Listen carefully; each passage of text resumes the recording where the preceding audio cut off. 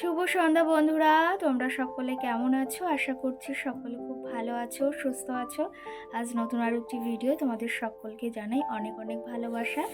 আর আজকের ব্লগটি আমি কিন্তু এই যে রাত থেকেই শুরু করছি। এখন ঘড়ি কাটাতে সময় হয়েছে 7টা 10। আর দেখতে পাচ্ছ একটু রেডি হয়ে গেছি, একদম এই যে সাজুগুজু করে এই কোটটা পরেছি যেহেতু ঠান্ডা পড়ে গেছে, আর সঙ্গে এই কুর্তিটা পরেছি ব্ল্যাক কালারের, আর সঙ্গে প্লাজো প্যান্ট পরেছি। মাম্মামকে এদিকে স্নান বলি কেন, মাম্মামকে এদিকে খাইয়ে দিয়েছি। ওকে এখন শুধু টুপিটা পরিয়ে দিয়েছি, রেডি করানো হাফ হয়েছে, হাফ বাকি রয়েছে। তো এই যে গাড়ি যাচ্ছিল জন্য আমি তোমাদের সঙ্গে ভিডিওটি স্টপ করে রেখেছিলাম। আর এই যে মেলা থেকে যে কারেন্টটা এনেছিলাম, দুর্গাপুজোর মেলাতে গিয়েছিলাম, দুর্গাপুজো না হচ্ছে জগদ্ধাত্রী পুজোর মেলাতে, সেখান থেকেই নিয়ে এসেছিলাম। আইব্রোটা একদমই বাজে হয়েছে, উঠাতে হবে, সেই ননদ বাড়ি থেকে উঠিয়ে এসেছিলাম, তারপর থেকে আর ওঠানো হয়নি।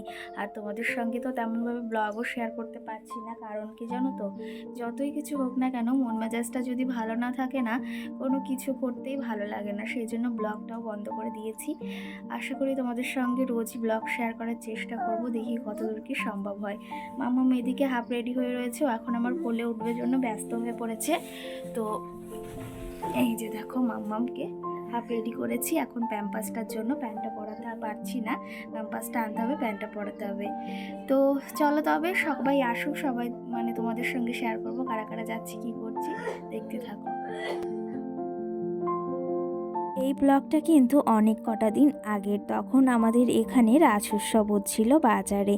তো সেই ক্ষেত্রে সকলে মিলে বেরিয়েছিলাম। সকলে মিলে বলতে ওই বাড়ির পাশে ননদ, বাড়ির পাশে কয়েকজন মিলে বেরিয়েছিলাম। আর সকলে মিলে ঘুরতে কিন্তু বেশ ভালোবাসি। আর এখন যেহেতু শীতকাল পড়েই গেছে, এখন কিন্তু মেলা, তারপর পিকনিক, এখানে ওখানে ঘুরতে যাওয়ার বিষয়টা আমাদের বাঙালিদের একটু বেশি হয়ে থাকে। অন্য দিন গ্রীষ্মকালে অতটা হয়ে থাকে না, কিন্তু এই শীতের সময়টা আমাদের একটু ঘোরাটা বেশি হয়ে যায়।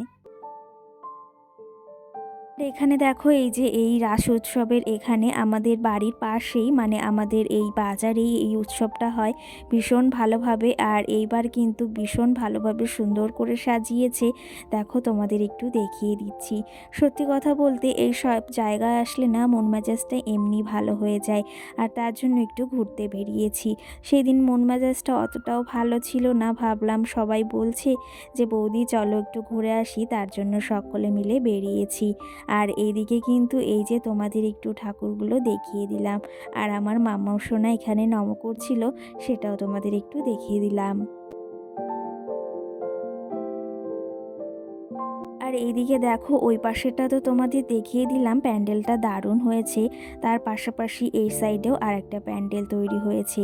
আর এখানে কিন্তু আলাদা আলাদা করে সমস্ত এই ঠাকুরের মূর্তিগুলো সাজিয়ে রেখেছে, ভীষণ সুন্দর লাগছে।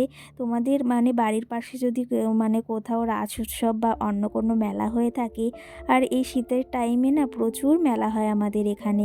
কয়েকদিন পর ওই বাণীপুরের মেলা আছে, অনেকেই জানো সেখানে ভীষণ ভালো মেলা হয়, আর ভীষণ বড় একটা উৎসব।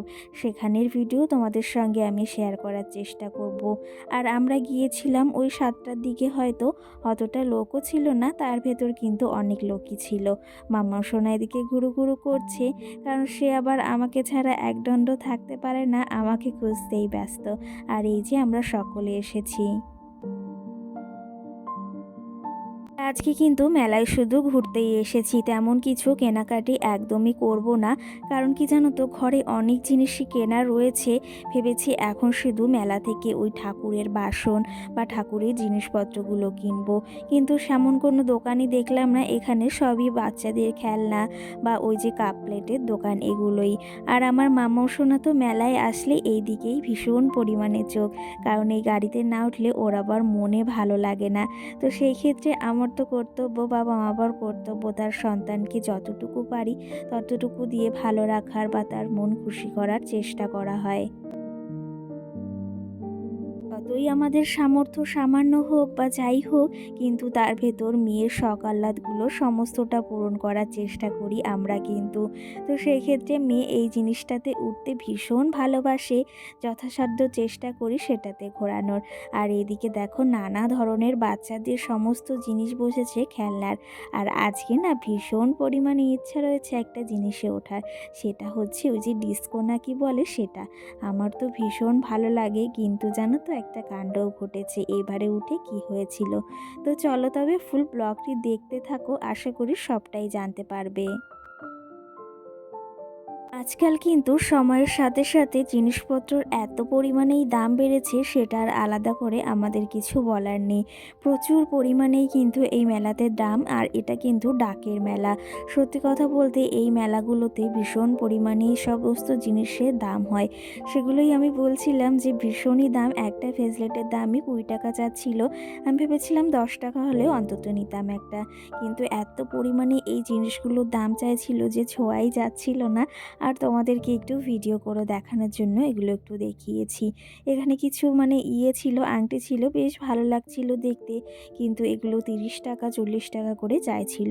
সত্যি কথা বলতে ভীষণ পরিমাণেই এই সমস্ত জিনিসের দাম কিন্তু মেলাতে। তো যাই হোক, আগের দিন একটা কানের নিয়েছিলাম মেলা থেকে, এখন আর কোনো কিছু নেওয়ার ইচ্ছা নেই।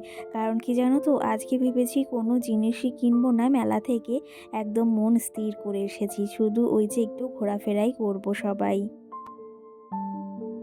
ওই যে তোমাদেরকে বললাম ডিস্কোতে উঠবো, তো সেই অনুযায়ী ডিস্কোতে উঠেছি। ভীষণ পরিমাণে মজাও হচ্ছিল আর ভয়ও লাগছিল। ওই যে যখন একটা উল্টো পাক দেয় না, তখন ভীষণই ঘাড়ে লাগে আর ভীষণ ভয়ও করে, আর তার ভেতর ভীষণ মজাও হচ্ছিল। পাশের বাড়ি আরেকজন আছে আমাদের, আমার একটা দিদি অনুযায়ী ওরকম হয়, ভাড়া বাড়িতে এসেছে তারা, তার সঙ্গেই আমি উঠেছি। আরও সবাই এসেছিল, ওরা অন্য কিছুতে উঠবে, আর একজনে উঠেছে আলাদা। তো যাই হোক, এখানে 4 জন রয়েছি, আর এই লোকটাকে আমি শুধু দেখছি। পরে যখন ভিডিও এডিটিং করছি এই সময় উনি কি করে দাঁড়িয়ে রয়েছে, সেই বিষয়টাই আমার ভীষণ ভয় লাগছে।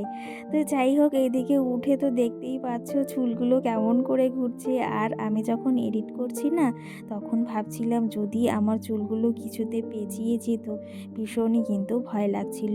এই থেকেই কিন্তু দুর্ঘটনাটা হয়ে থাকে কিন্তু।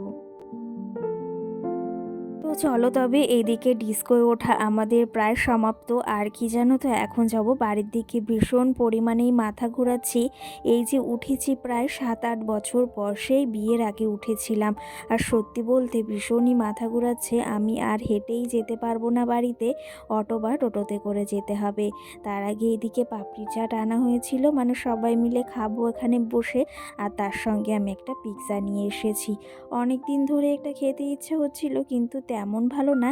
এখানে পাউরুটির ওপর একটা পিৎজা বানিয়েছে, আর আমার না খেতে ভীষণ ভালো লাগে, সেটাই ভেবেছি যখন এখানে একটু অন্যরকম পেয়েছি তাহলে নিয়ে যাই বাড়িতে। জানি না কেমন হবে, কিন্তু পিৎজাটা অতটাও ভালো ছিল না যতটা ভেবেছিলাম।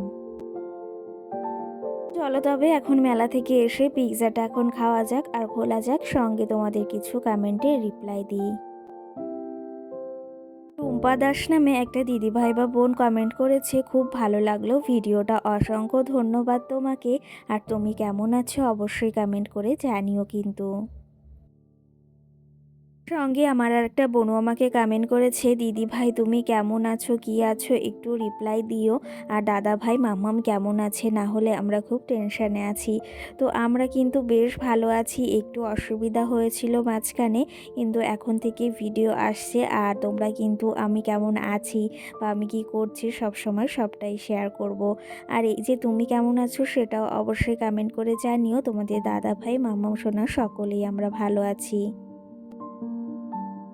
যাই হোক, আজকের ভিডিওটি খুবই ছোট, আর তোমাদের সঙ্গে কিছু কমেন্টের রিপ্লাই শেয়ার করলাম। আর এদিকে পিৎজাটা কিন্তু একটু খেয়ে নিলাম, অতটাও টেস্টি না, একদমই ভালো লাগলো না।